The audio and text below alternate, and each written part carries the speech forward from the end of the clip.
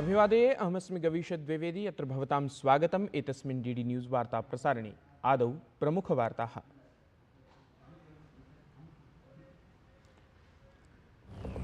केरल राज्यस्य वायनाड इत्यत्र जातेन भूस्खलनेन स्थितिः गभीरा। 22,000 जनानां मृत्युः।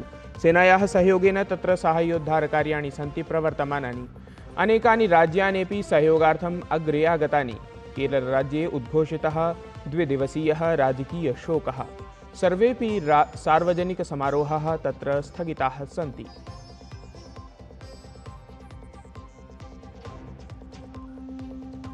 राज्यसभायाम् अद्य वित्तसङ्कल्पपत्रे चर्चाक्रमे उत्तरेत् वित्तमन्त्रिपदासीना निर्मला सीतारामन्वर्या। तत्रैव लोकसभायां रेल विभागीयानुदानपरापृच्छा प्रवर्तमाना स्यात्।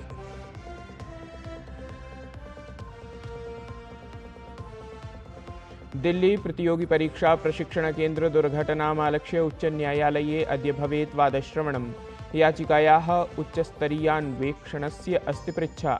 अहर्निशं विरोधप्रदर्शनं कुर्वन्तः अभ्यर्थिछात्राः स्वीयसहयोगिनां मृत्योः विषये न्यायं काङ्क्षन्ते। गुजरातराज्यस्य अनेकेषु क्षेत्रेषु अत्यधिकवृष्टेः सञ्चेतना। उत्तराखण्डस्य अपि अनेकेषु जनपदेषु तथैव अस्ति सञ्चेतना। देहरादून, ऊधम सिंह नगर, नैनीताल इत्येतेषु स्थानेषु विद्यालयाः अद्य पिहिताः भवेयुः।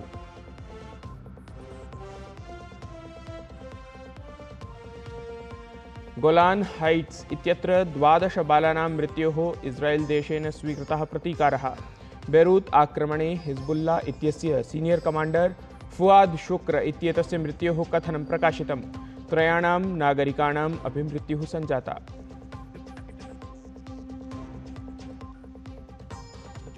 T20 इति शृङ्खलायाः तृतीयस्पर्धायां श्रीलङ्कादलं सुपर ओवर इत्यस्मिन् पराजित्य भारतेन 3-0 इत्यङ्कैः शृङ्खलायाम् अधिकारः कृतः। सुपर ओवर इत्यस्मिन् केवलम् अङ्कद्वयं प्रदाता वाशिङ्ग्टन् सुन्दरः संवृत्तः स्पर्धाक्रीडकः।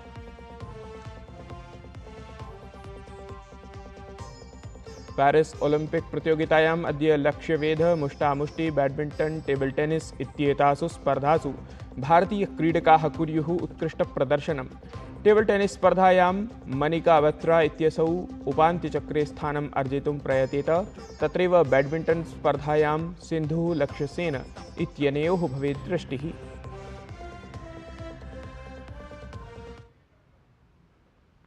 अथ वार्ताः विस्तरेण। केरल राज्यस्य वायनाड स्थले स्थितं मेपडी क्षेत्रं निकषा स्थितेषु पर्वतीयस्थलेषु दुरापन्नेन भूस्खलनेन मृतकानां संख्या समेध्य 22,100 सञ्जाता। अनेके व्रणिताः जनाः चिकित्सालयेषु उपचर्यमाणाः सन्ति। अनेके च साम्प्रतमपि विलुप्ताः सूच्यन्ते। अत्रान्तरे प्रधानमन्त्रिणः नेतृत्वे तत्र साहाय्योद्धारदलं साहाय्यकार्यं सञ्चालयति। प्रधानमंत्री नरेंद्र मोदी एतां दुर्घटनाम् अनुशोचितवान्। अथ केरलराज्यस्य मुख्यमन्त्रिणा पिनाराई विजयन् इत्यनेन समं संवादं समाचर्य तत्रत्यां स्थितिं पृष्टवान्। केन्द्रशासनपक्षतः यथावश्यकं साहाय्यमपि प्रधानमन्त्रिणा समाश्वासितम्। घटनास्थले भारतीयसेनया सञ्चाल्यमानां स्थितिमालक्ष्य रक्षामन्त्री राजनाथसिंहः अपि सेनाप्रमुखेण समं संवादं साधितवान्। एतदतिरिच्य राज्यस्य सहायतार्थम् अनेकानि राज्यानि अपि कार्यं समाचरन्ति। अत्रान्तरे केरलराज्ये 2 दिनात्मकः राजकीयः शोकः प्रवर्तितः। सकलोऽपि सार्वजनिकसमारोहः तत्र स्थगितं गतः। दिल्ली प्रशिक्षण दुर्घटनायां छात्रत्रयस्य मृत्युमालक्ष्य दिल्लीस्थिते उच्चन्यायालये अद्य वादश्रवणं भवेत्। एतस्मिन् प्रकरणे पञ्जीकृतायां याचिकायां दुर्घटनायाः उच्चस्तरीयान्वीक्षणाय समितिसङ्घटनस्य अभियाचना कृता अस्ति। तावत् दुर्घटनायाः यथोचिताम् अन्वीक्षणाभियाचनामालक्ष्य मङ्गलवासरात् प्रदर्शनं कुर्वन्तः छात्राः साम्प्रतम् अनिश्चितकालं यावत् अन्नत्यागपरं प्रदर्शनं समारब्धवन्तः। दिल्लीस्थिते राजेन्द्रनगरस्थले छात्रत्रयस्य मृत्योः अनन्तरं छात्राः क्रुद्धाः सन्ति। अत्रान्तरे अखिलभारतीयविद्यार्थिपरिषदा छात्रहितमालक्ष्य एकं वार्ताहरसम्मेलनं समाचरितम्। अखिलभारतीयविद्यार्थिपरिषदः छात्रनेता हर्षशक्तिः उक्तवान् यत् छात्राणां सुरक्षार्थम् एका समितिः संघटिता भवेत्। तावत् विद्यार्थिनां समस्यानां समाधानाय नियमः प्रवर्तितव्यः। अथ दिल्लीप्रशासनेन राजेन्द्रनगरस्य दुर्घटनायाः उत्तरदायित्वं सुनिश्चितं कर्तव्यम् इति। प्रधानमंत्री नरेंद्र मोदी ऐषमः केंद्रीय वित्त संकल्पपत्रस्य अभ्युपगमनानन्तरं गतदिने नवदिल्ल्याम् आयोजितस्य सम्मेलनस्य उद्घाटनसत्रं सम्बोधितवान्। सम्मेलनस्य विषयः जर्नी टुवर्ड्स विकसित भारत अर्थात् विकसित भारतं प्रति प्रयाणम् इति आसीत्। भारतीयोद्योगपरिसंघेन आयोजितस्य सम्मेलनस्य उद्देश्यं विकासार्थं प्रशासनस्य दृष्टिकोणख्यापनम्, एतस्यामेव दिशि उद्योगभूमिकायाः रूपरेखायाः प्रस्तुतीकरणं च आसीत्। केंद्रीय शिक्षा मंत्री धर्मेंद्र प्रधानः नवदिल्लीस्थिते नेशनल अप्रेंटिसशिप ट्रेनिंग स्कीम 2.0 इत्येतं वेबफलकं समारब्धवान्। एतस्याः योजनायाः अन्तर्गतं प्रशिक्षुभ्यः 100 कोटिमुद्रायाः स्टाइपेंड इति अतिरिक्तराशिं प्रदत्तवान्। एषः राशिः विभिन्नसमवायेषु कार्यरतेभ्यः स्नातकछात्रेभ्यः डिप्लोमा इति पाठ्यक्रमे पञ्जीकृतवद्भ्यः प्रशिक्षुभ्यः छात्रेभ्यः डीबीटी इति प्रत्यक्षलाभान्तरेण प्रदास्यते। उद्योगजगतः आवश्यकतानुगुणं छात्रेभ्यः कौशलप्रशिक्षणप्रदानमुद्दिश्य एषा योजना समारब्धा अस्ति। अनया योजनया गतेषु 5 वर्षेषु प्रायः 8,000,000 प्रशिक्षुकाः लाभान्विताः सन्ति। हमें एम्प्लॉयबिलिटी स्किल्स बढ़ानी है। नैट्स एम्प्लॉयबिलिटी स्किल बढ़ाने के लिए एक इनोवेटिव इंस्ट्रूमेंट है और इस साल इसको 8 लाख तक पहुंचाया गया है और आने वाले दिनों में डायरेक्ट बेनिफिट ट्रांसफर के माध्यम से एनएसपी की प्लेटफॉर्म को यूज करते हुए इस सभी लाभार्थियों को, स्टूडेंट्स को सरकार की ओर से उच्च शिक्षा में 4,500 रुपया पर मंथ 6 महीने से लेके 1.5 साल तक उसकी जो स्किल की रिक्वायरमेंट है उस हिसाब से उसको दिया जाएगा। संसदि वित्तसंकल्पसत्रम् अनुवर्तमानमस्ति। तावत् राज्यसभायाम् अद्य वित्तसंकल्पपत्रे चर्चाक्रमे वित्तमन्त्रिपदासीना निर्मला सीतारामन्वर्या उत्तरेत्। तत्रैव लोकसभायां रेलविभागीयानुदानपरा पृच्छा प्रवर्तमाना भवेत्।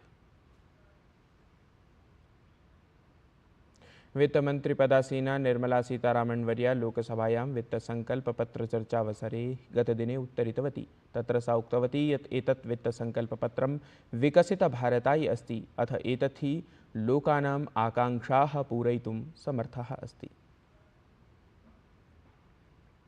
केंद्रीय स्वास्थ्य परिवार कल्याण मंत्री जेपी नड्डा राज्यसभायां वित्तसंकल्पपत्रे चर्चावधौ उत्तरितवान्।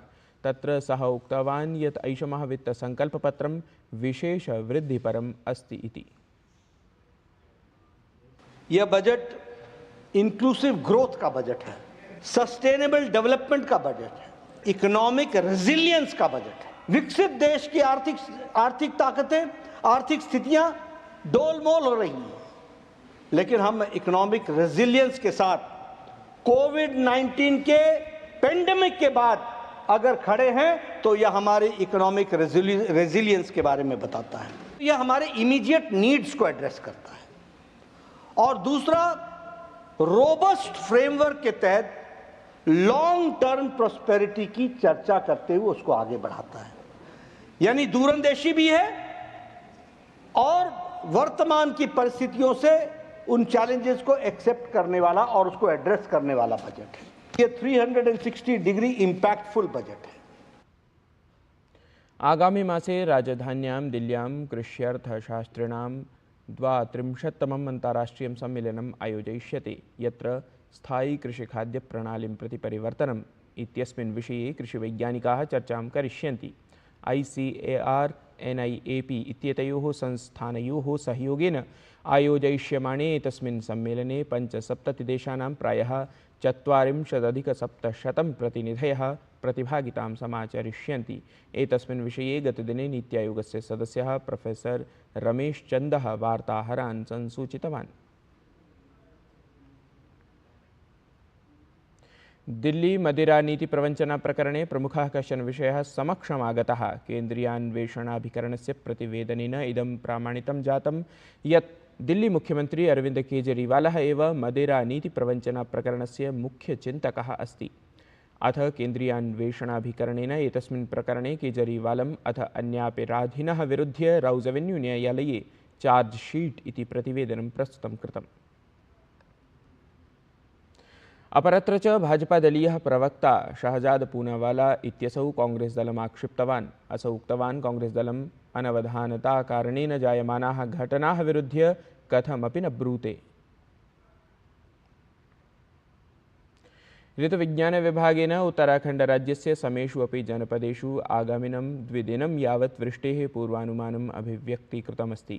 तावत् ऋतुविभागेन टिहरी, देहरादून, पौड़ी, बागेश्वर, चंपावत, नैनीताल, ऊधमसिंह नगरेषु वृष्टिपरारक्तसञ्चेतना प्रकाशिता अस्ति। तत्रैव देशस्य अनेकभागैः सममेव गुजरातराज्ये अपि गतेभ्यः 10 दिनेभ्यः अनुक्रमं वृष्टिः जायमाना अस्ति। ऋतुविभागेन राज्ये जुलाई मासस्य अन्तं यावत् महद्वृष्टिपातस्य सम्भावना प्रकटिता अस्ति।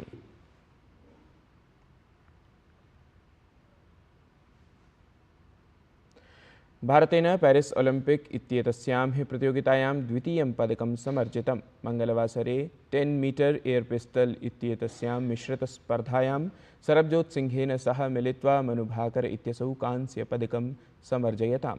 भारतीयक्रीडकयुगलेन कांस्यपदकार्जनक्रमे दक्षिणकोरियाई क्रीडकयुगलं 16-10 इत्यङ्कान्तरालेन पराजितम्। भारतेन स्पर्धायाम् आहत्य 8 क्रमाः जिताः। तत्रैव कोरियादेशेन 5 क्रमेषु सफलता अवाप्ता। अनेन सहैव मनुभाकरः इतिहासम् अरचयत्, देशस्य च मानवर्धनम् अकरोत्।